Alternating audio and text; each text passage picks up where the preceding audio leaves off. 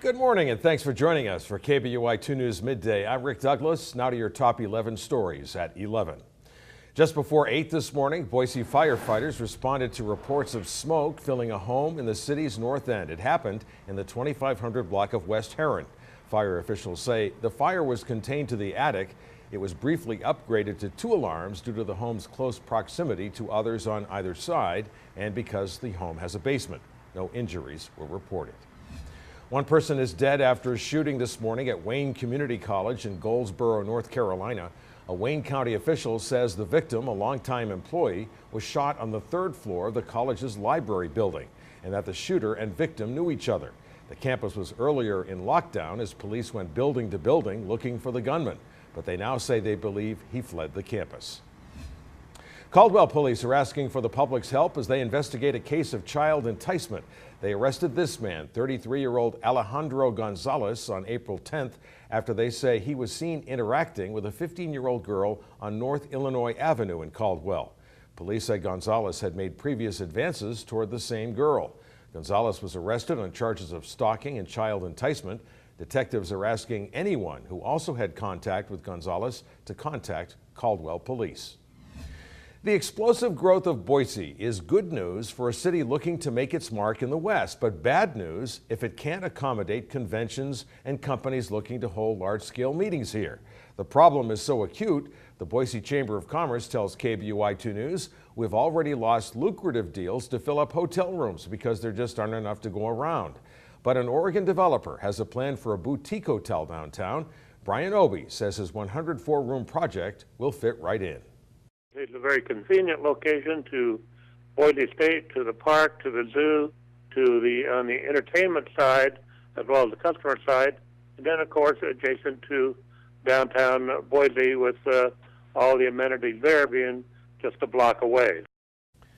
Obie says he hopes to break ground on the project by the end of summer so the Inn at 500 Capitol can be ready to open in the winter of 2017. Orchard Street will be reduced to 1 lane in each direction as it crosses over the connector while crews work on the bridge. Those restrictions went into effect at 8 this morning. Crews also will be restricting traffic to 2 lanes in each direction on the connector underneath the Orchard Street overpass. That closure is expected to begin at 8 tonight and should end by 5 tomorrow morning. A Boise man's due in court today after being arrested in connection with an armed robbery at Paul's Market in southwest Boise. On Saturday, Ada County deputies arrested 34-year-old Andrew Reed Buzard of Boise. He was located at his home about 4 blocks from the grocery store that he's accused of robbing. McCall Shore Lodge is looking for new workers for the summer season. The resort is holding a job fair in downtown Boise today. It runs until 1 this afternoon. It'll be at the Idaho Department of Labor office at 219 West Main. The lodge has more than 150 openings ranging from guest services to golf course maintenance. Jobs can start as early as next week and could last through October. A Washington woman is in critical condition at a Seattle hospital after police say her boyfriend doused her with gasoline and then set her on fire. Neighbors say the victim and her boyfriend were arguing in front of their apartment complex. Some of the neighbors went outside to try and calm them down and told the man they'd call police if he continued to shout. That's when witnesses say he lit the woman on fire. And she was saying, I'm on fire, I'm on fire, you know, and she was running back and forth, and she was literally on fire. Witnesses say the boyfriend took off during the commotion. Seattle police are still looking for the man. One person's dead after a crash at the Richard Petty driving experience at Walt Disney World Speedway in Florida. A driver and passenger were inside a Lamborghini when they struck a guardrail at high speed while driving through a tricky section of the course. The driver, a 24-year-old man, was taken to the hospital with minor injuries.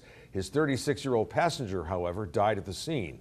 Both Disney and the third-party company that operates the attraction are looking into what led up to that crash. Hillary Clinton is hitting the road as she starts her 2016 presidential campaign. The former Secretary of State announced her bid Sunday in an online video. She then left her home in Chappaqua, New York, in a van headed for Iowa. It's the home of the nation's first presidential caucuses.